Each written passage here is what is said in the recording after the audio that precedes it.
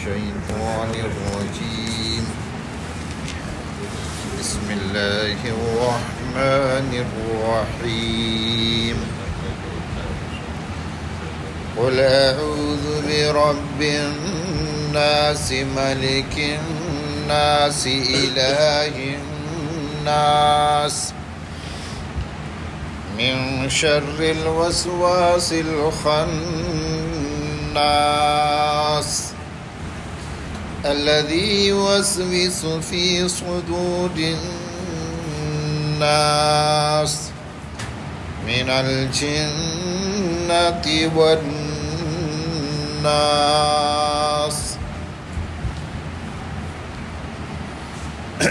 پہنچ گئے ہم لوگ اللہ کی توفیق سے قرآن کریم کی آخری صورت 114 نمبر کی صورت ہے۔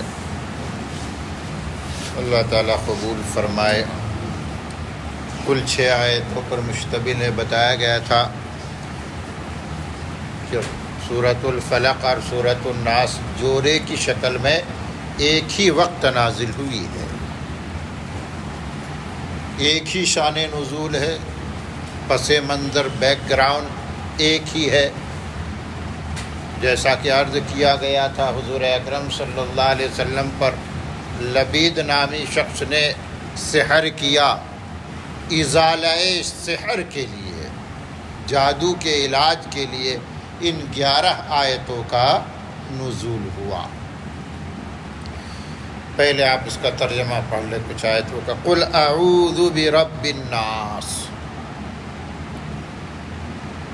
آپ کہہ دیجئے پناہ لیتا ہوں میں رب الناس کی، لوگوں کے رب کی، ملک الناس، لوگوں کے بادشاہ مالک کی، الہ الناس، لوگوں کے معبود کی۔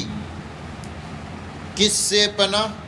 من شر الوسواس الخناس، وسوسہ ڈالنے والے، پیچھے ہٹنے والے کے شر اور برائی سے۔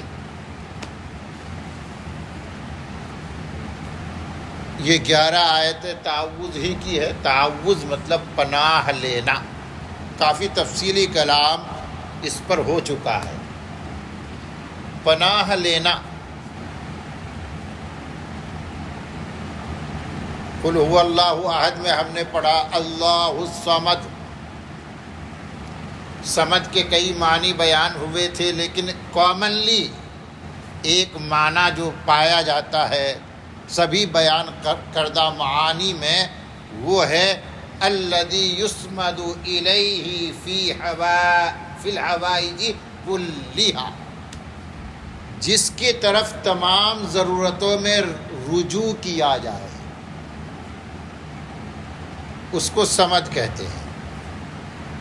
اور ایسا تو ایک ہی ذات ہے اللہ تعالیٰ کی کہ جس کی طرف میں آپ سبھی دنیا کی ساری چیزیں اپنی ضرورت اور حاجت کے لیے رجوع ہوتے ہیں۔ انسان کو ضرورت لاحق ہے تو انسان کہتا ہے مجھے اللہ دے گا۔ حیوانات کو ضرورت لاحق ہوتی ہے تو حیوانات بھی کس کو دہائی دیتے ہیں؟ اپنی ضرورتیں کس کے سامنے رکھتے ہیں؟ اللہ کے سامنے۔ اور جن کو آپ نان لیونگ تھنگس کہتے ہیں، جمادات، وہ بھی در حقیقت مینٹیننس کے محتاج ہے، ان کی بھی ضرورتیں ہیں۔ کیونکہ آج تو سائنس نے بھی مان لیا کہ ہر چیز میں کسی نہ کسی درجے میں حس ہے، شعور ہے، ادراک ہے، اور اتنی سمجھ تو ہر چیز میں ہے کہ ہم کو پیدا اللہ نے کیا ہے، اور میری ضرورتیں اللہ ہی سے وابستہ ہے۔ خاک و بادو، آب و آتش، بند اند، بامن و تو مردہ، باحق زندہ اند۔ میں تو اس کو مردہ کہتا ہوں، لیکن جب اللہ کے ساتھ اس کی نسبت جڑتی ہے نا، وہ اللہ سے کنیکٹ ہوتا ہے تو وہ سنتا بھی ہے اور مانتا بھی ہے۔ تبھی تو اللہ تعالیٰ نے کہا یا نارو کونی بردم و سلامن علی ابراہیم. کہیں آگ جلی ہو، میں آگ کو کہوں کہ آگ بجھ جا، آگ بجھ جا، تو لوگ کہیں گے یہ پاگل ہو گیا ہے. آگ کہیں سنتی ہے کہ تمہاری درخواست سن کر وہ بجھ جائے گی؟ لیکن اسی آگ کو اللہ نے کہا کہ آگ ٹھنڈی ہو جا، تو آگ سنتی بھی ہے اور مانتی بھی ہے. اس کا مطلب ہے کہ جب اس آگ کا میرے سے تعلق ہے تو بے جان ہے، لیکن جب اس آگ کا تعلق اللہ سے بنتا ہے تو جاندار ہے، صاحب شعور ہے، صاحب ادراک ہے، اتنی سمجھ ہے کہ وہ جانتی ہے کہ یہاں پر اگر بات نہیں مانی میں تو میرا نقصان ہے. آگ جس کے اندر اللہ نے غرور رکھا ہے، کہتے ہیں یہ جو عناصر اربع ہے نا، 4 ایلیمنٹ، اس میں سب سے زیادہ غرور و گھمنڈ آگ میں ہے. آگ جلائیے فوراً اوپر جائے گی. تبھی تو آگ سے بنا ہوا ابلیس نے کیا کہا کہ میں کیسے سجدہ کر لوں آدم کو، خلقتنی من نار وخلقتہ من طین، کہ اللہ تو نے مجھے آگ سے پیدا کیا. آگ اوپر جاتی ہے، یہ اوپر ہے، اور اس کو مٹی سے پیدا کیا، وہ تو زمین کے، وہ تو پستی کے طرف جاتی ہے. لیکن یہی آگ جو غرور و گھمنڈ سے بھرا ہوا ہے، اسی آگ کو اللہ حکم دیتا ہے ٹھنڈی ہو جا. اور سلامتی کے ساتھ ٹھنڈی ہونا، ٹھنڈی زیادہ بھی مت ہونا کہ میرے ابراہیم کو تکلیف ہو. تو اللہ کے حکم کے مطابق آگ ٹھنڈی ہو جاتی ہے. تو اللہ ہے جس کی طرف ہم تمام ضرورتوں میں توجہ کر سکتے ہیں. اب انسان کو جب کوئی تکلیف پہنچتی ہے نا، تو اس تکلیف کو دور کرنے کے لیے، اس کے مداوا کے لیے ظاہری اسباب جو ہے، ان اسباب کو اختیار کرتے ہوئے، چونکہ ہمارا دین اسباب کے مخالف نہیں ہے. ہمارا دین تو ہمیں یہی سمجھاتا ہے کہ دنیا دار الاسباب ہے، اور اسباب کے وے میں اپنے آپ کو چلانا ہے. بھوک لگی ہے تو کھانا کھاؤ. ہمالیہ میں جا کے منتر جپنے سے تمہاری بھوک دور نہیں ہو جائے گی. بھوک مٹانے کے لیے اللہ نے کھانا رکھا ہے، کھانا کھاؤ. بیمار ہو گئے ہیں تو دوا کرو. صرف دعا کرنے مت بیٹھ جاؤ، دوا کرو. اور دعا یہ کرو کہ اللہ اس دوا میں تاثیر ڈال دے تاکہ اس دوا کے ذریعے مجھے شفا مل جائے.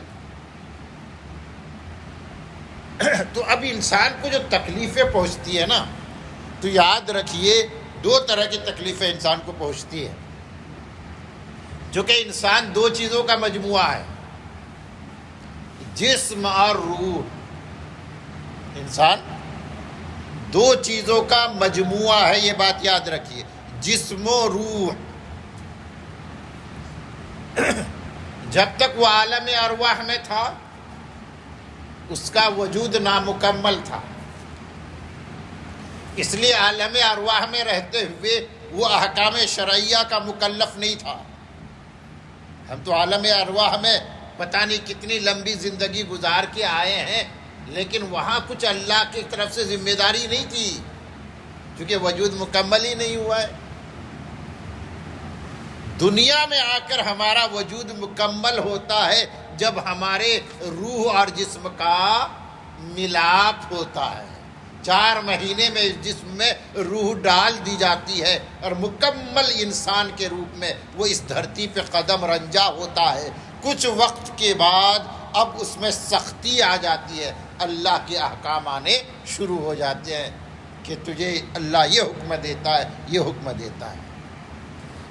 تو انسان جسم و روح کا مجموعہ ہے. انسان کو تکلیف بھی کبھی جسم کی نسبت پر آتی ہے اور کبھی روح کی نسبت پر آتی ہے. کس کی نسبت پر؟ روح کی نسبت پر. یہاں پر جو واقعہ پیش آیا لبید کا، کہ لبید نے آپ صلی اللہ علیہ وسلم پر سحر کیا، جادو کیا، تو آپ صلی اللہ علیہ وسلم اس کی وجہ سے تکلیف میں آئے. یہ تکلیف کا تعلق آپ کے روح سے نہیں تھا، جسم سے تھا. اب جسم کا دو حصہ ہے، ایک باقی باڈی اور جس کو آپ برین کہتے ہیں، دماغ کہتے ہیں، وہ بھی پارٹ آف کہتے ہیں نا، یہ جسم ہے. تو اس کی وجہ سے آپ مینٹلی اور فزیکلی ایک طرح ہریسمنٹ کے شکار ہوئے. اللہ تبارک و تعالیٰ نے فرمایا تمہارے جسم کو تکلیف ہوئی ہے، اللہ کی طرف متوجہ ہو جاؤ اور یہ کہو اعوذ برب الفلق من شر ما خلق ومن شر غاسق اذا وقب ومن شر النفاثات فی العقد. اسی جادو کے پس منظر میں یہ ہو گیا. اور جسم اور روح کا اس قدر ملاپ ہے کہ جسم پر جو حالات طاری ہوتے ہیں نا وہ روح پر اثر انداز ہوتے ہیں، اس پر روح پر اثر انداز ہوتے ہیں. آپ کے سر میں درد ہے، آپ نماز میں کھڑے ہوں گے نا تو نماز کی طرف پوری توجہ نہیں بنے گی، حالانکہ سر کا درد ہے یا پیر کی انگلیوں میں تکلیف ہے اس سے ہماری توجہ نہیں بٹنی چاہیے، لیکن بٹ جاتی ہے کہ نہیں. تو جسمانی تکلیف سے بچاؤ کے لیے اللہ تعالیٰ نے تو فرما دیا یہ 5 آیتیں، قل اعوذ برب الفلق من شر ما خلق. یہ 5 آیتیں تم کو جسمانی تکلیف سے بچائیں گی. لیکن اگر روحانی تکلیف آئے، روح ہماری متاثر ہو جائے، تو ہر بیماری کا ایک علاج تو نہیں ہوتا ہے نا، تو اس کے لیے اللہ تعالیٰ نے پھر یہ 6 آیتیں نازل فرمائی. یہ بھی استعاذے کی آیتیں ہیں، لیکن یہ فرق ہے کہ وہ جسم سے تعلق رکھتی ہے وہ 5 آیتیں، اور یہ روحانی تکلیف سے تعلق رکھتی ہے.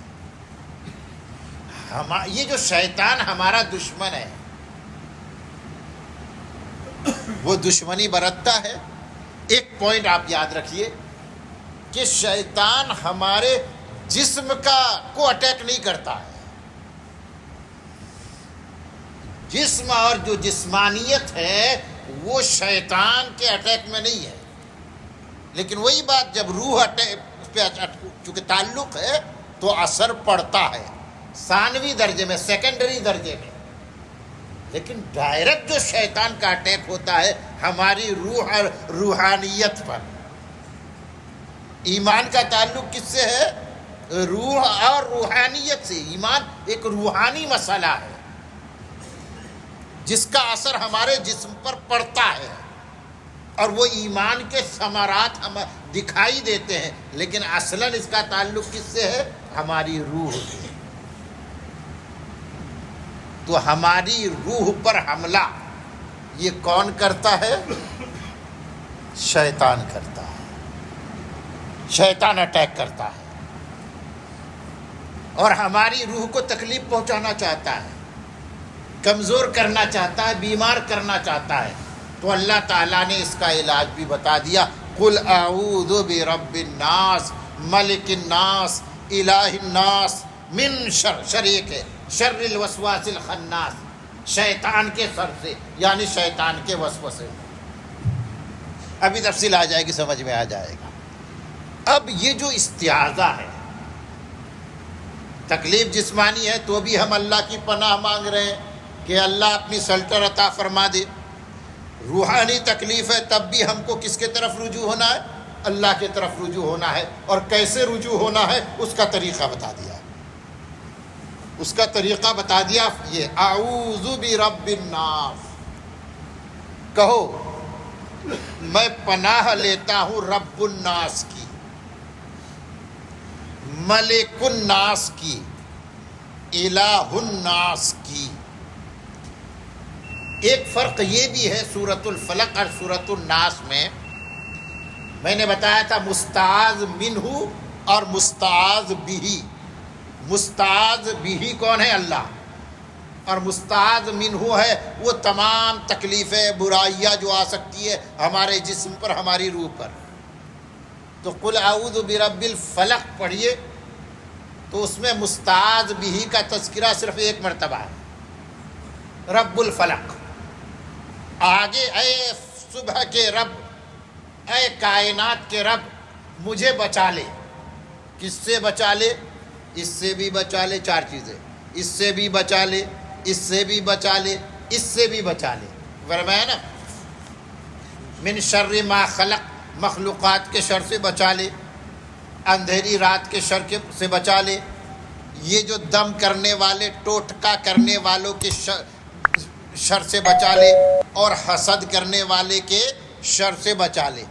ایک اللہ سے چار شرور سے پناہ مانگی گئی ہے، یعنی مستعاذ بھی ایک ہے اور مستعاذ منہ چار ہے۔ لیکن یہ جو ہے سورۃ الناس یہ بالکل عکسی ترتیب پر ہے، الٹا۔ اس میں مستعاذ بھی اللہ کا نام چار طریقے پر لیا گیا، الگ الگ طریقے پر۔ پہلے کیا کہا گیا؟ تین طریقے پر۔ پہلے کہا گیا پناہ دے دے مجھے کون؟ اے لوگوں کے رب پناہ دے دے مجھے، اے لوگوں کے بادشاہ پناہ دے دے مجھے، لوگوں کے معبود۔ اللہ کے الگ الگ صفات بیان کر دی۔ ارے بتاؤ تو کس سے پناہ چاہیے؟ ایک چیز سے، شیطان کے شر سے۔ آگے حالانکہ تفسیر الگ الگ، لیکن مراد ایک ہی ہے، شیطان کے شر سے بچا لیجئے، پناہ دے دیجئے۔ یہ فرق ہو گیا، ترتیب آپ کو یہاں پر بالکل الٹ نظر آئے گی۔ پوری سورہ مبارکہ میں 5 جگہ 5 مرتبہ الناس کا لفظ آیا ہے۔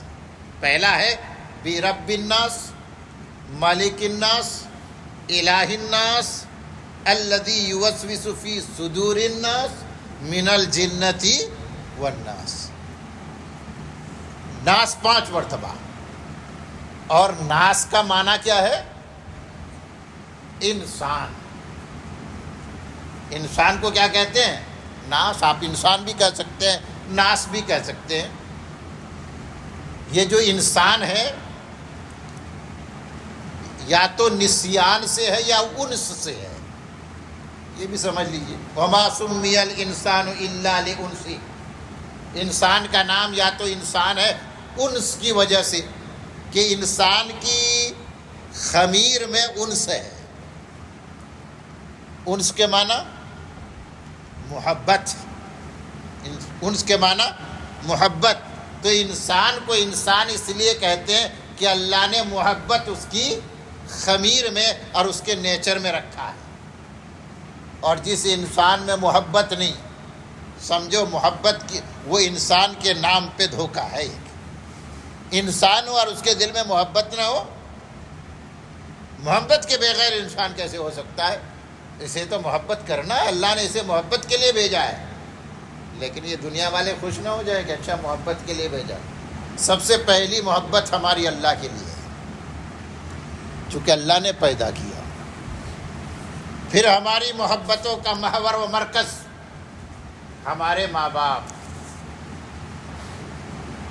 ہماری محبتوں کا محور و مرکز ہمارے اساتذہ جنہوں نے ہمیں علم سکھایا، ہمارے رشتہ دار، ہمارے پڑوسی، یہاں تک کہ ساری انسانیت اس میں شامل ہو جاتی ہے کہ ہم افریقہ کے کالوں سے بھی محبت کرتے ہیں، یورپ کے گوروں سے بھی محبت کرتے ہیں، چونکہ وہ بھی ہمارے طرح انسان ہیں۔ رنگتوں کا اختلاف ہے، جسمانی بناوٹ کا اختلاف ہو سکتا ہے، لیکن انسان ہے، یہ ہم سب کو جمع کر دیتا ہے۔ ہم محبت کرتے ہیں۔ اور دوسرا معنی جو بتایا گیا انسان کا، اگر یہ نسیان سے بھی ماخوذ ہو سکتا ہے، ان سے بھی اور نسیان سے بھی۔ نسیان کے معنی بھول، اسی اعتبار سے ناسی، ناسی کا معنی بھولنے والا۔ اول الناس اول ناس، سب سے پہلا انسان آدم ہے، وہی سب سے پہلے بھول گئے تھے۔ اب یہ نسیان اولاد آدم میں برابر چلتا رہے گا، اور ہم اللہ تعالیٰ سے کہیں گے ربنا لا تؤاخذنا ان نسینا، چونکہ یہ بھول ہماری فطرت میں، بھول سے ہم بچ نہیں سکتے، بھول ہو سکتی ہے تو بھول پر ہماری پکڑ نہ فرما۔ تو ہو سکتا ہے یہ ناسی، یہ نسیان سے ہو، بھولنے والا، اسی سے ہے ناس۔ اب یہ جو ہے ناس ہے نا، انسان جب اس دھرتی پہ قدم رنجا ہوتا ہے، اس کی تشریف آوری ہوتی ہے اس دھرتی پہ، تو اس کی طفولیت کی کیفیت ہوتی ہے، بچپنا ہوتا ہے، بڑا بچپنا مطلب کمزوری کا ایک، بچہ کیا ہے، کمزوری کا ایک مجسمہ ہے۔ آنکھ بھی بڑی مشکل سے کھول پاتا ہے، ہونٹ بھی بڑی مشکل سے ہلا پاتا ہے، کروٹ بھی نہیں بدل سکتا، بستر پہ ہی پیشاب کرتا ہے، بول نہیں سکتا، پاخانہ کرتا ہے، بول نہیں سکتا، آخری درجے کی کمزوری۔ تو اس کو کسی پالنے والے کی ضرورت ہے، کسی پالنے والے پروردگار سسٹینر کی ضرورت ہے۔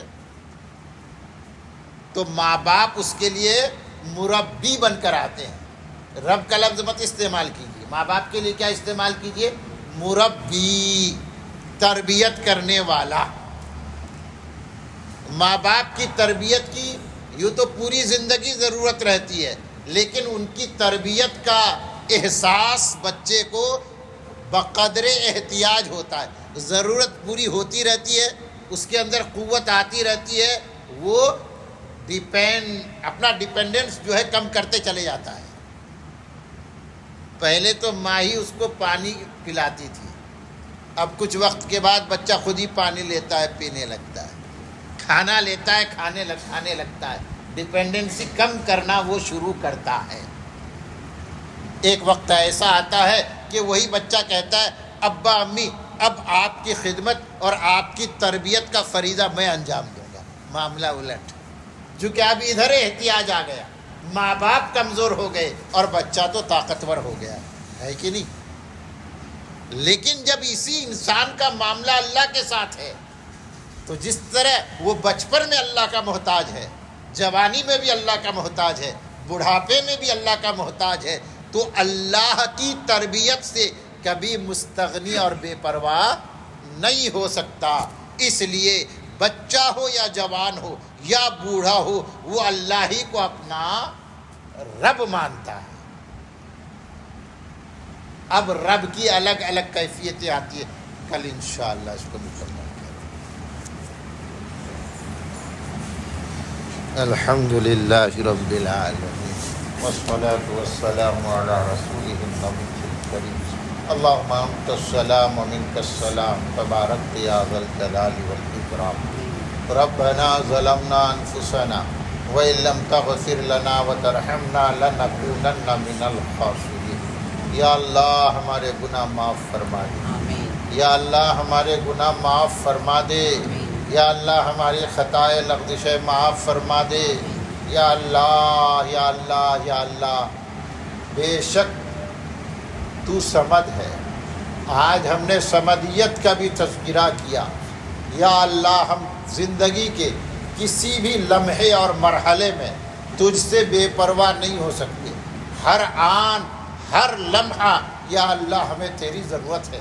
یا اللہ اپنی دنیا یا آخرت کے ضرورت کے لیے جب بھی تجھے پکارے، یا اللہ ہماری ضرورتیں پوری کر دینا، یا اللہ ہماری داد رسی فرما دینا، یا اللہ ہماری دعائیہ قبول فرما لینا۔ آپ یا اللہ ہماری مدد کے لیے حاضر ہو جانا، یا اللہ ہماری مدد فرما دیجئے، یا اللہ رحم فرما دیجئے، کرم کی نظر فرما دیجئے، اپنا فضل ہم سب کے شامل حال فرما دیجئے۔ یا اللہ بہت سے لوگ بیمار ہیں، یا اللہ ابھی ہم یہاں آئے تو سامنے بیٹھے ہوئے شخص نے بتایا کہ یہ کبابیز والے ہیں، یہ ایڈمٹ ہو گئے ہیں جا کے، وہ بھی بیمار ہے۔